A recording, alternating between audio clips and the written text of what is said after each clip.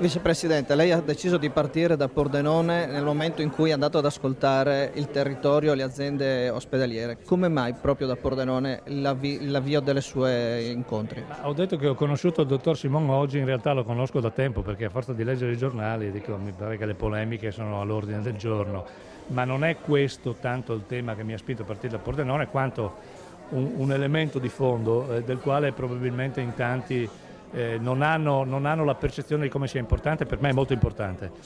Nella precedente legislatura si è lavorato a due riforme importanti, che sono quella della salute e quella degli enti locali.